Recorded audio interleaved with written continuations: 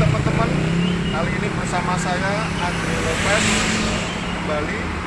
Kali ini saya akan ngajak teman-teman, saya akan berolahraga pagi, berjalan-jalan di saya ada di Jalan Raya Alian Muja. Saya akan ulas sedikit banyak hal yang menarik tentang jalan ini, di mana jalan ini terkenal sebagai salah satu jalur tengkorak atau yang sering terjadi kecelakaan di jalan ini. Kita akan berjalan-jalan, kita lihat jalan ini seperti apa, kenapa sering terjadi kecelakaan, juga cerita-cerita menarik seputar jalan ini.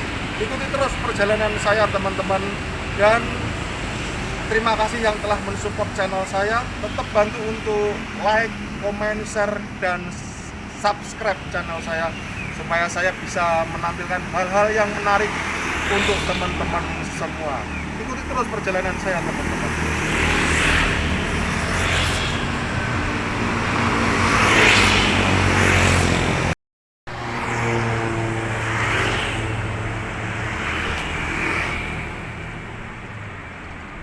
Baik teman-teman, perjalanan saya mulai dari Ngalian Square ya teman-teman. Di sini ada pertokoan Ngalian Square. Tanjakan ini dimulai dari sini teman-teman, dan kecelakaan juga sering terjadi di pertigaan ini ya. Ini pertigaan yang mau masuk perumahan Wahyu Utomo.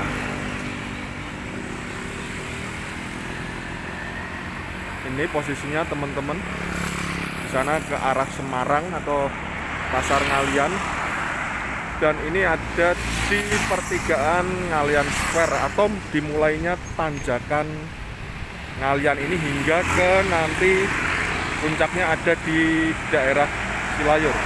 Ikuti terus perjalanan saya teman-teman untuk mengulas jalur tengkorak di Ngalian ini.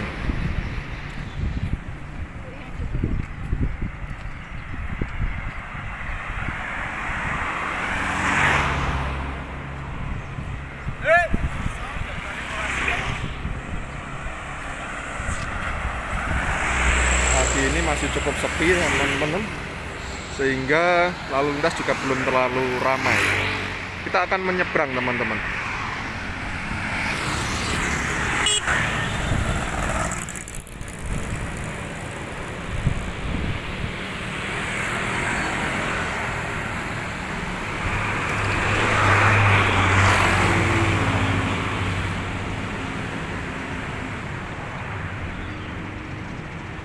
Nah, kalau teman-teman lihat di depan sana, tanjakan ini begitu mulai naik yang cukup tajam teman-teman, sehingga kemungkinan sering terjadi kecelakaan di jalur ini karena ya kondisi kendaraan yang mungkin ada kendala, mulai dari rem tentunya yang pokok adalah rem pada saat menurun tidak berfungsi, dan sehingga pada saat sampai di bawah sini, dimana ini adalah jalur yang cukup padat untuk menyeberang, dan sering terjadi kecelakaan di tempat ini. Kita lihat tanjakannya cukup lumayan teman-teman. Ini belum seberapa karena nanti di depan lebih menanjak lagi teman-teman, dan tentunya cukup membuat kesulitan untuk kendaraan-kendaraan besar, dalam hal ini truk ataupun bus. Dan di persimpangan depan ini juga sering terjadi kecelakaan teman-teman. Pada jam-jam tertentu, terutama di pagi hari, pada saat orang mulai beraktivitas untuk berangkat kerja atau berangkat sekolah ataupun berbelanja ke pasar, jalur ini cukup sangat-sangat padat, bahkan sering terjadi kemacetan. Begitu juga pada saat sore hari saat orang mulai kembali ke rumah. Jalur ini juga cukup padat ya teman-teman. Sehingga pada saat ada kendaraan yang mengalami kendala, tentunya sangat berbahaya melewati jalur ini. Salah satu upaya pemerintah kota yang sudah dilakukan tentunya melalui Dinas Perhubungan dan juga kepolisian melalui satuan lalu lintasnya adalah membatasi untuk kendaraan berat yang lewat di jalur ini. Hanya diperbolehkan pada jam-jam tertentu dengan tonase yang ditentukan. Tetapi kenyataannya kendaraan-kendaraan berat itu tidak pernah mentaati aturan itu. Juga karena dinas terkait tidak melakukan penindaan di lokasi, sehingga pengawasannya juga cukup kurang. Itu mungkin yang menyebabkan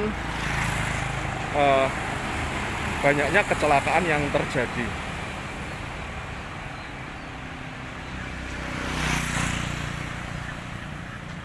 Nah, di tempat ini pun pada saat persimpangan, ini adalah persimpangan yang ke arah Beringin teman-teman.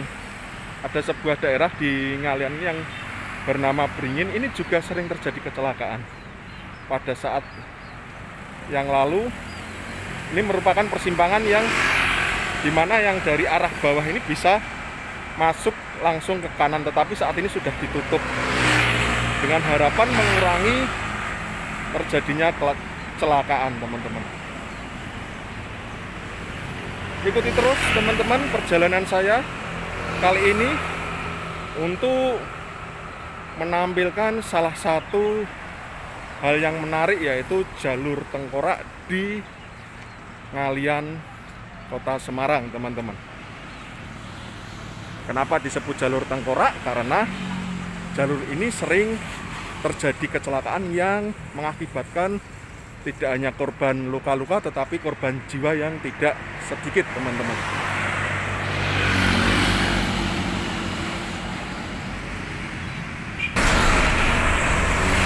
Nah teman-teman, ini salah satu kendaraan besar yang baru saja lewat. Rata-rata mereka kesulitan tidak hanya saat turun, tetapi saat naik pun mengalami kesulitan. Bahkan sering terjadi kemacetan panjang yang disebabkan oleh tidak kuatnya kendaraan besar ini naik ke atas. Sebetulnya juga cukup dilematis ya teman-teman ya, karena jalur ini hanyalah satu-satunya jalur yang cukup layak atau cukup bisa dilalui kendaraan besar. Tidak ada jalur lain yang bisa dilalui kendaraan besar yang menuju ke arah atas. Atas di sini adalah, di sana ada Bukit Semarang Baru, di mana di situ ada sebuah kawasan industri yang baru dibangun belakangan ini, dan tentunya menjadi salah satu pusat perekonomian di sana, sehingga kendaraan-kendaraan besar ini mendistribusikan barang ke kawasan industri Bukit Semarang Baru atau yang dikenal dengan BSB. Sebuah kebijakan yang dilematis menempatkan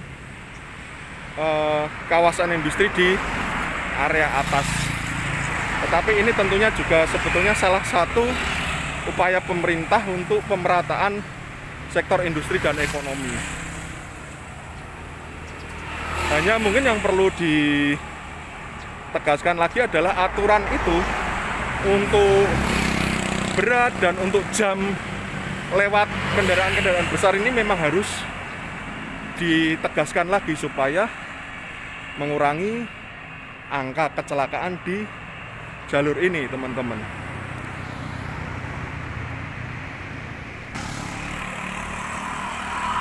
Nah, untuk saat ini kalau Anda dari posisi bawah untuk berbelok berbalik arah hanya bisa dilakukan di depan Rumah Sakit Permata Medika Ngalian, teman-teman.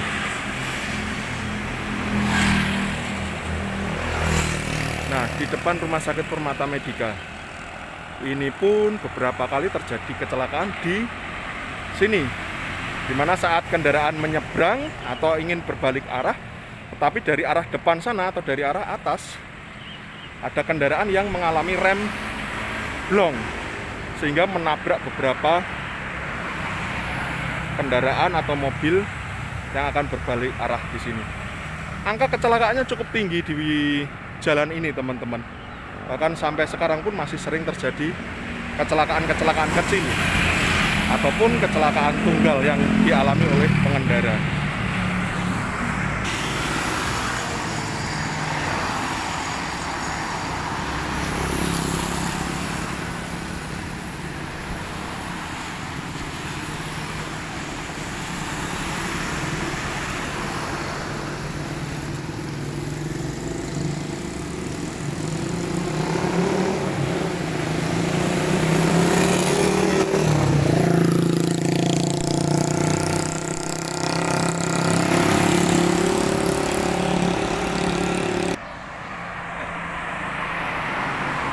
Nah, teman-teman, ini saya ada di dekat ada sebuah tempat ya, di Ngalian yang namanya Permata Puri.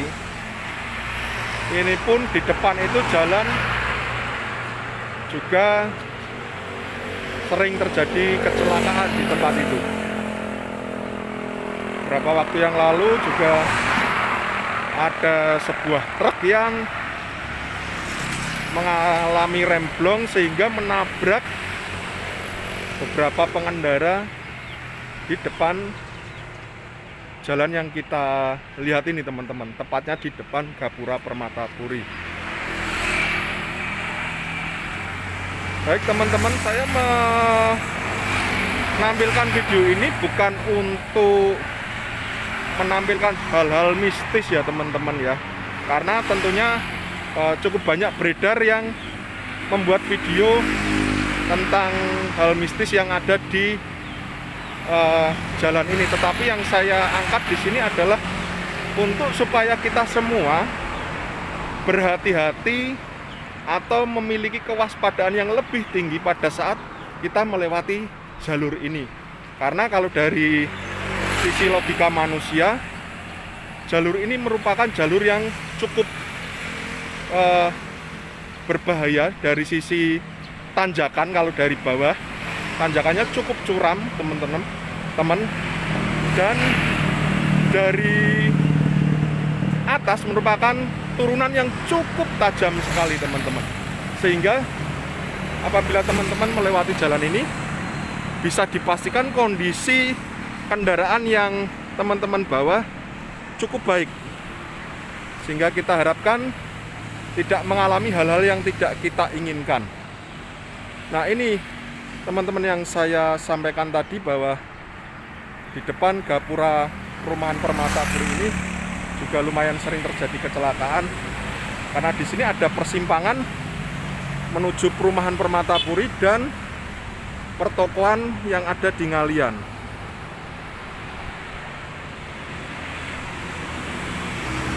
Ikuti terus, teman-teman, perjalanan saya kali ini untuk berjalan di jalur Tengkorak Ngalian.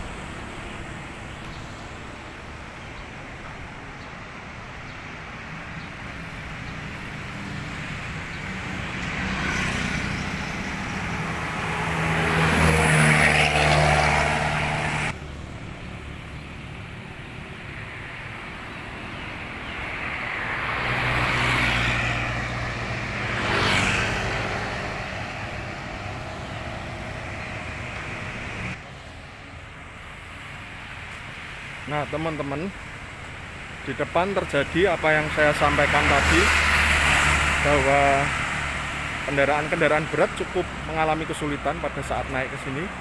Ini di depan kita terlihat sebuah truk mengalami kesulitan untuk bisa naik ke atas lagi teman-teman. Dan posisinya adalah ada di tengah jalan seperti ini. Dan tentunya pada saat jalur ini padat, cukup menimbulkan kemacetan yang sangat panjang, yang sangat riskan sekali, atau sangat mungkin sekali mengalami kecelakaan.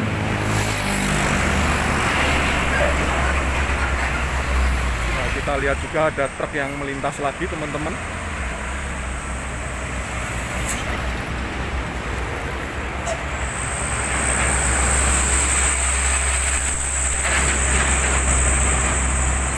Ini juga cukup keberatan, padahal di depan sana tanjakannya lebih tinggi lagi teman-teman dibanding ini.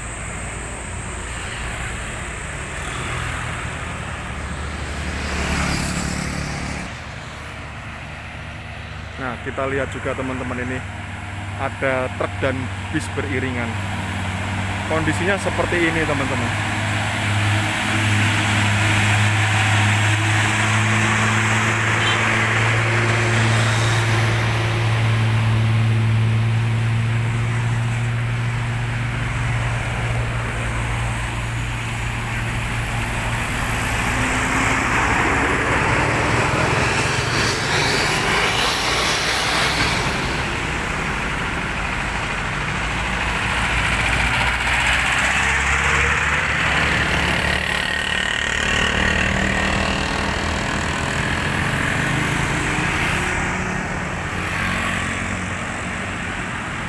Ya, kita harapkan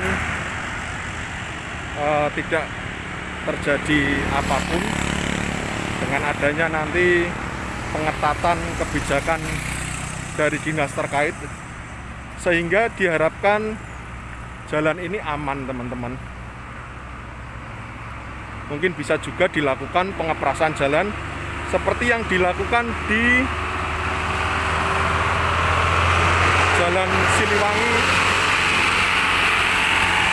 Jalan Siliwangi persimpangan Hanoman itu teman-teman, di mana jalan dikepras sehingga tidak terlalu naik.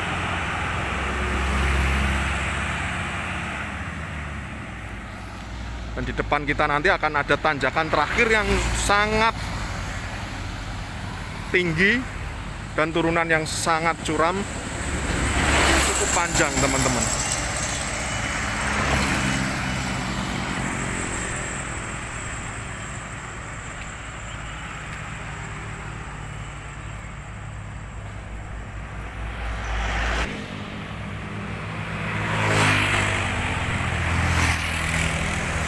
Nah, di depan ini, tepat di depan perumahan Pandana Merdeka ini, merupakan tanjakan terakhir kalau dari bawah, yang cukup panjang, kurang lebih 300-400 meter. Baru setelah itu jalurnya normal atau jalannya normal atau datar.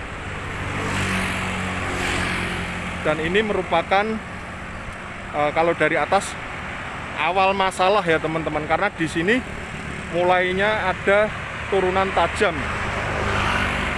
Jadi kecelakaan ini terjadi dari dua arah, baik dari bawah atau dari atas. Kalau dari atas biasanya terjadi karena rem blong. Kalau dari bawah biasanya terjadi truk itu tidak kuat menanjak dan menggelondor ke belakang, sehingga mengakibatkan tabrakan di kendaraan belakangnya teman-teman.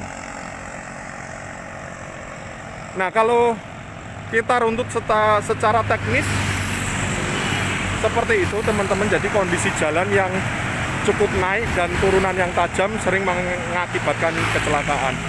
Tetapi ada faktor lain, di mana ada faktor mistis yang sering diungkap oleh warga setempat mengapa terjadi kecelakaan. Nah, dari informasi warga setempat, di depan ini adalah tempat wisata dulu teman-teman, namanya Hutan Silayur, di mana ceritanya ada sebuah legenda yang seorang wanita yang bernama Ranem di pertengahan tahun 80-an dibunuh dan kepalanya dipenggal dan dibuang ke sini teman-teman. Dan konon arwah Ranem lah yang sering membayangi pengguna jalan yang lewat sini sehingga mengakibatkan kecelakaan. Nah, tentunya hal mistis ini bisa dipercaya bisa tidak ya teman-teman. Karena kalau dari sisi teknisnya sendiri seperti yang saya sampaikan tadi bahwa kondisi jalan ini memang cukup tinggi teman-teman. Dan ada satu hal yang menarik lagi teman-teman. Kalau teman-teman lihat ini ada pohon randu teman-teman. Mungkin bagi warga ngalian sudah mengetahui kisah randu ini. Randu ini pada saat terjadi pelebaran jalan sebetulnya mau dipotong. Tetapi entah karena apa tidak ada orang yang mampu memotong randu ini. Apabila ada yang berusaha memotong randu ini, orang itu infonya atau ceritanya akan meninggal atau sakit keras. Dan hingga saat ini randu ini masih dibiarkan di pinggir jalan ini teman-teman. Untuk kebenarannya hanya alam yang tahu atau hanya Tuhan yang tahu seperti apa, karena informasi dari warga yang berada di sekitar ini seperti itu teman-teman.